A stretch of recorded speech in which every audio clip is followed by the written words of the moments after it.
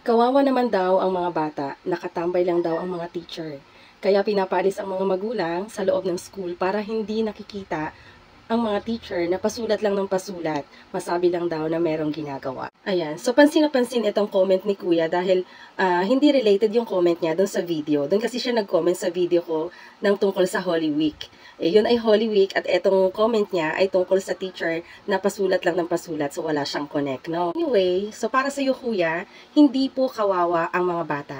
Walang kawawang bata sa school once na sila ay pinasulat ng kanilang teacher. Based sa comment mo na pinapaalis ng teacher ang mga parents doon sa loob ng school, for your information po, bawal na bawal po ang mga parents sa loob ng school. Ang tinutukoy mo po siguro dito ay ang mga nursery and kinder na may mga parents na nakatambay doon sa school, no?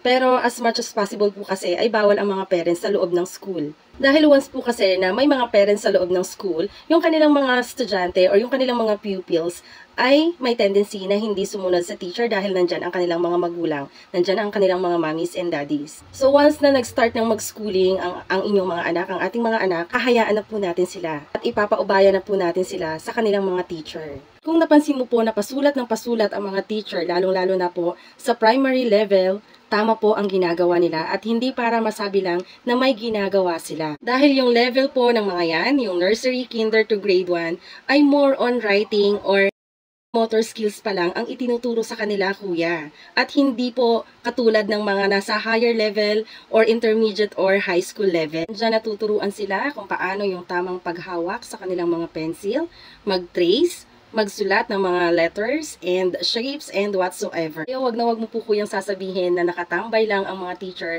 at pinapasulat ang mga estudyante. Wag mo Kuyang sasabihin na pinapaalis ng mga teacher ang mga parents para tumambay sila at pasulat ng pasulat para lang may masabing ginagawa.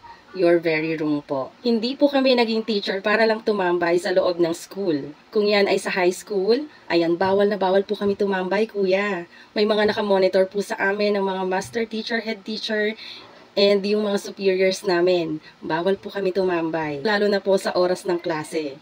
Hindi po kami nag-aral ng education para lang po gawing tambayan ang school.